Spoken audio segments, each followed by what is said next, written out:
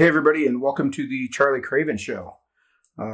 Today I'm going to tie for you a very simple little pattern called a Mole Midge that is a takeoff of my original mole fly, which is probably the most effective dry fly I've ever fished. And this is a slightly skinnier version made more specifically to fish for emerging midges. So I'm going to start off with a TIEMCO 2487. This is curve shank hook, but with the down eye, and you specifically want the down-eyed version. It affects the way the fly sits in the water. We want the fly, I'll show you when we're done, the way we want the fly to sit in the water, but we want the eye to basically lay on the surface and the body of the fly to hang below. But like I said, this is a very simple fly. I'm going to start off with some 14-aught VEEVUS, and I'm going to use black here, and I know that might be a little hard to see, but you'll deal with it. I believe in you. But I'm going to start this thread just up behind the eye here. And I'll just dress, maybe the front third or so of the shank. And leave the thread hanging right behind the eye. Now, this is a fairly dark little fly, and it sits very low in the water, which is part of the reason why it works so well. But what I want to do is I'm going to add just a few strands of fluoro fiber. And this is white. And what I've got here is 3 strands. You can see they're fairly shiny. So 3 strands of white fluoro fiber. And I'm going to catch these here just behind the eye. Just take a couple turns back over them, and then I'll fold them forward again. Like so. You guys can't see, but there's one little frayed piece of thread right there. There was, but there's not anymore because I fixed it. So we've just got that little tuft of white fluoro fiber sticking out over the hook eye. And that's to give a little reflection to the wing, make it a little easier to see. Now the wing on this fly, this is an advanced wing fly, which means the wing is going to stick out over the hook eye. So rather than lay back over the body, it's going to stick out over the hook eye and is meant to imitate the midge pupa as the adult is emerging from the husk. So with that, what I'm going to do here is I'm going to take 2 CDC feathers. And if you're tying these really tiny, this is an 18, I'm tying just for the sake of the camera. But if you're tying these really tiny, 1 CDC feather is plenty.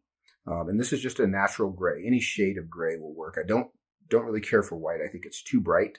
But I've got 2, in the case of this 18, just natural dun-colored CDC feathers. And I've got the tips separated there. And I'm going to tie those in just with a turn. And I'm going to pull them down to about a shank length long, like so. And I'll start to wrap back over them. And then I'll come in from the back, and I want to kind of lay those butt ends down and trim them at an angle, so that I can continue down and build a nice smooth taper as I come down. So give you a little idea of what we got going on there so far. Very simple. Now for the body on this fly, I'm going to use a stripped and dyed peacock quill. And you can see on this quill, the bottom edge there is the dark edge. And whenever you wrap a peacock quill, it's going to have a dark edge. This is just like a biot. It's going to have a dark edge, and I want the dark edge to be tied in so that it's toward the back of the hook, so that it is the following edge, and that'll help create the segmented body that we're after. And you can see these are pre-stripped and dyed, so there's a little bit of hurl left on the very tip end. So I'm going to tie this in. I'm actually going to cut that off and tie this in on my near side of the hook here. And just come forward over that tip end. You don't want to go and tie it in right by the very tip, though you'll be tempted to do that. There's plenty of length here for midge-size flies, so you don't have to worry about running out of quill. Hopefully that's not famous last words here as I get into this fly, but you don't need to tie it in by the very, very tip. It'll almost always break, and it just makes it much harder to work with. Now that dyed quill I had soaked. You can soak it in just warm water. You can stick one in your mouth as you tie and soak it that way. You just want to get it soaked a little bit so it's a little bit more pliable.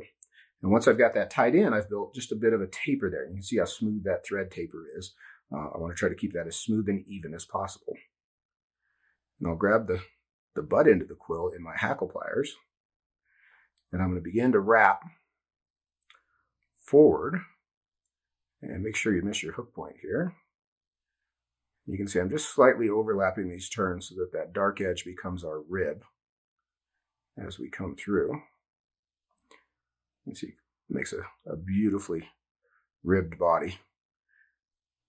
And true to form, like I said, we didn't run out of quill before we got to the base of the wing there. So there's plenty of length. So don't feel like you've got to shortchange yourself. I'll tie that off with a couple of turns and come in and trim that out. I'm just going to build a little bit of a thread head or thread thorax here, just to smooth that off. And I'll sweep the wing and the fluoro fiber up and bring the thread to the front for just a couple turns. And I'm going to get my little midge whip finisher here.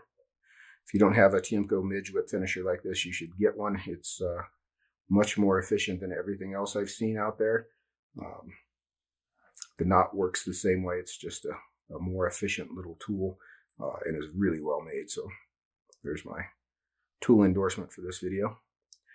So after I've whip finished that, I'm going to come in, I'm going to trim this fluoro fiber just a little longer than the wing. Just a bit. You can see that's maybe a quarter longer than the wing, just a bit proud of what the wing is. And then one last thing I like to do to these before I call them done is I want to coat over that body with some sort of resin. You can use regular head cement, and honestly, that'll be fine. The resin, UV resin, and I'm going to use Solarez Bone Dry Plus here. Let's see if I can get that on the screen there for you. Bone Dry Plus. I'm just going to take a little drop of this. It's not really going to take much. And I'm going to put that on the body, including that thread head, from head to tail, and coat all the way around the body. Make sure I get the bottom. Try not to get it in your hook eye if you could help it. This Bone Dry Plus is damn near water thin, so it's very easy to smooth out. You can see how that brightens up that body a bit. And I'll give that just a couple rotations because I fiddled around with it, kind of get that smoothed out. And then I'm going to hit it with my UV lamp from fairly far away as I rotate the fly. And what that'll do is allow the resin to cure slowly rather than all at once. When you cure your resin all at once with a blast of light right up close to it, it cures very quickly and it doesn't seem to adhere near as well. So I want to hit that from far away, and you can see I'm kind of shining the light on and off of it. And that's just allowing it to cure a little bit more slowly.